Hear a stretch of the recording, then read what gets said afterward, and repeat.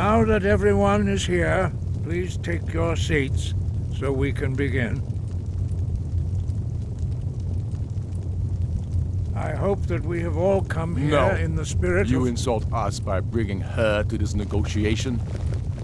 You're Chief Talos Hunter? That didn't take long. Here. I have every right to be at this negotiation. I need to ensure that nothing is agreed to here that violates the terms of the White Gold Concordat. She's part of the Imperial delegation. You can't dictate who I bring to this council.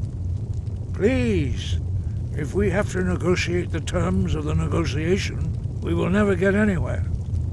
Perhaps this would be a good time to get the Dragonborn's input on this matter. By Izmir's beard, the nerve of those Imperial bastards, eh? To think that I would sit down at the same table with that Thalmor bitch. Either she walks or I do.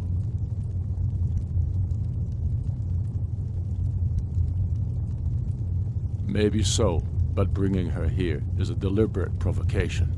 Tullius needs to know I won't be pushed around.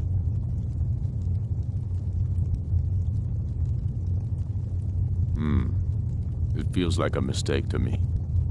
But I'll bow to your judgment on this. But she is to observe, nothing more.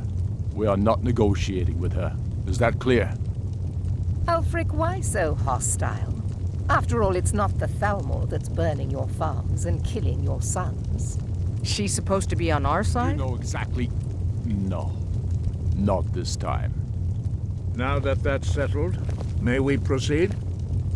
I have something to say first. Here we go. The only reason I agreed to attend this council was to deal with the dragon menace. There's nothing else to talk about. Unless the Empire is finally ready to renounce its unjust claim to rule over the free people of Skyrim.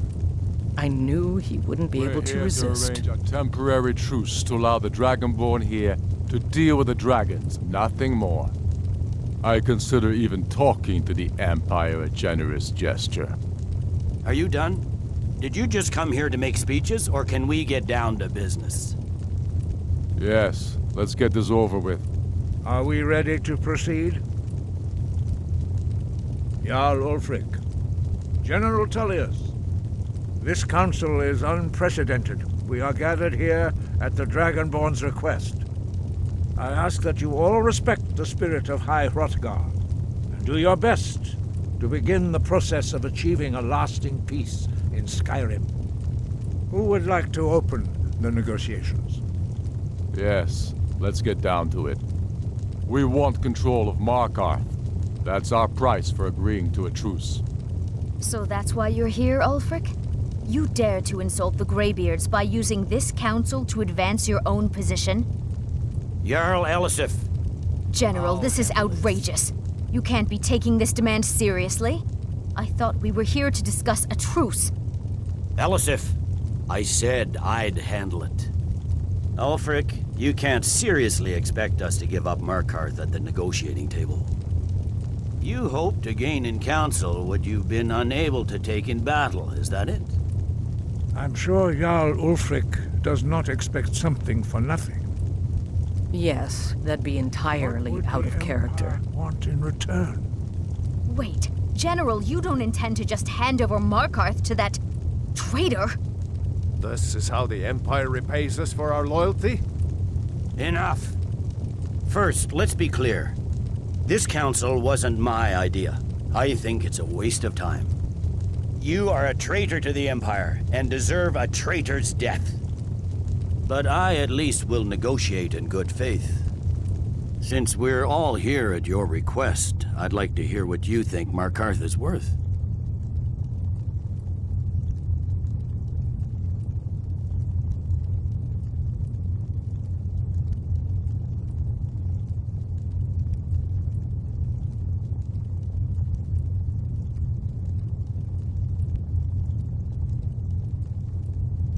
In exchange for Markarth, the source of most of Skyrim's silver. Hardly.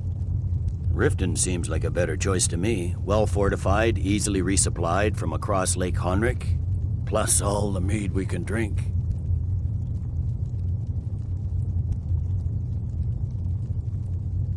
I'm glad you agree. I was starting to wonder whose side you were on here. You heard the man, Ulfric. We've made you a fair offer. Are you serious about these talks, or are you just here to posture? I expected better from you, Dragonborn. I came here in good faith, and now it seems you help the Empire at every turn. As for you, General Tullius, I see now that Galmar was right. Talking to the Empire is just as useless as ever. If you think you can hold Markarth, you're as deluded as your Emperor when he signed away our freedom to the Thalmor. Skyrim will never again bow to your false empire. Let's go, Galmar. I should have listened to you in the first place. You always were a fool, Ulfric. You're no better at diplomacy than you are in the battlefield. Stop! Are you so blind to our danger that you can't see past your petty disagreements? Here you sit arguing about nothing, while the fate of the land hangs in the balance. Is he with you, Delphine? If so, I advise you to tell him to watch his tongue. He is with me. And I advise you both to listen to what he has to say before you do anything rash. Don't you understand the danger? Don't you understand what the return of the dragons means? Alduin has returned, the World Eater. Even now he devours the souls of your fallen comrades. He grows more powerful with every soldier slain in your pointless war. Can you not put aside your hatred for even one moment in the face of this mortal danger? A very pretty speech. But what does it Shut have up. to do with the... If he's right about Alduin, we both have just as much to lose here, Tullius. Remember that. Now, back to the matter at hand. Don't hand me a mug of sheep's piss and call it mead. These terms are still not acceptable. I'm sure you have something in mind. Damn right we do. You surrender Hjalmarch to us, and take Idgrod Ravencrone with you. Sorli the Builder will take over as Jarl of Morthal. Where do these demands stop, Ulfric? Do you expect me to surrender all of Skyrim? It seems I have no choice but to let the Dragonborn decide, although I'm starting to doubt your fairness. What say you, Dragonborn?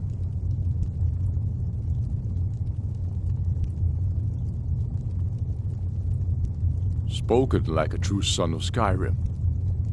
I suppose that's the fairest deal we're likely to get. It seems we may have an agreement. Jarl Ulfric, General Tullius, these are the terms currently on the table. Markarth will be handed over to Ulfric's forces, Jarl Igmund will step down, and Thongvor Silverblood will become the Jarl of Markarth.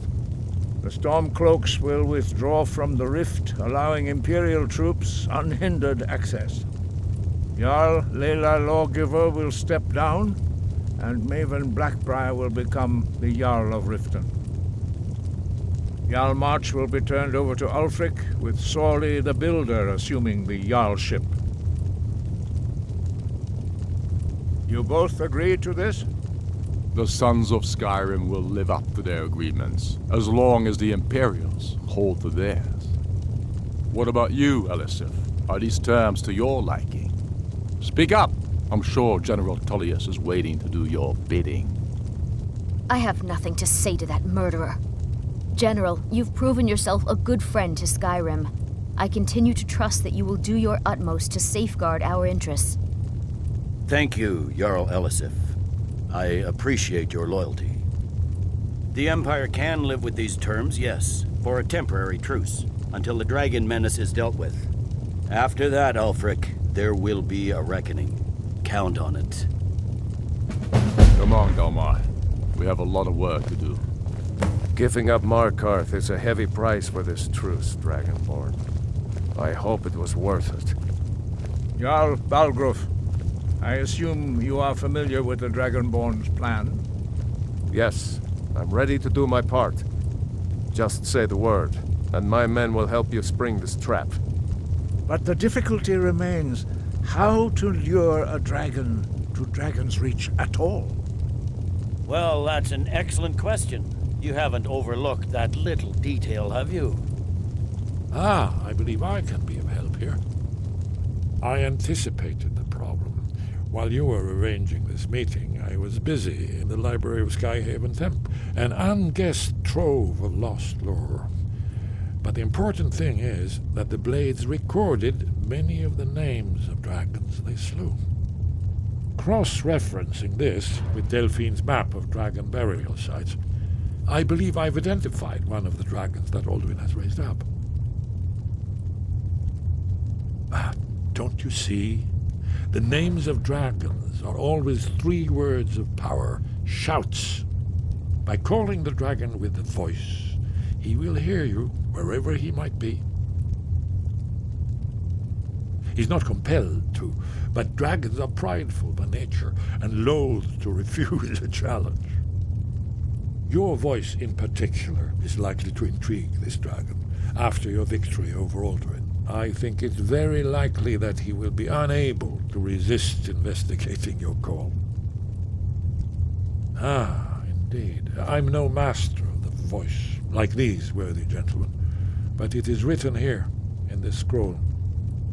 Oda Ving, winged snow hunter, as I read it. I hope this truce gives you what you need. It won't last.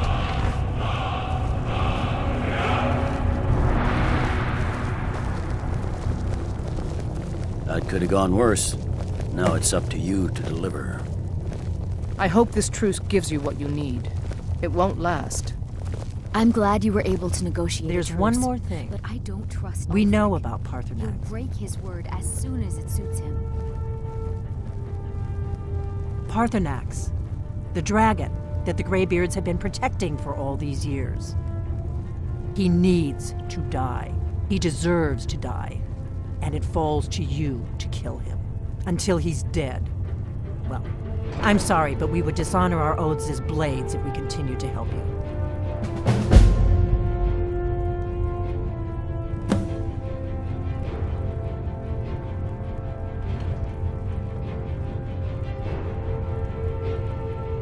Make your choice, Dragonborn. You're either with us or against us. Here's the big picture. He helped Alduin enslave our ancestors. He may have betrayed Alduin in the end, but that makes him worse, not better. We can't afford to give Paarthurnax the opportunity to betray us in turn and return to his old master. If they had their way, you do nothing but sit up on their mountain with them and talk to the sky or whatever it is they do. The Greybeards are so afraid of power that they won't use it. Think about it. Have they tried to stop the Civil War or done anything about Alduin? No. And they're afraid of you, of your power. Trust me, there is no need to be afraid. Think of Tiber Septim. Do you think he'd have founded the Empire if he'd listened to the Greybeards?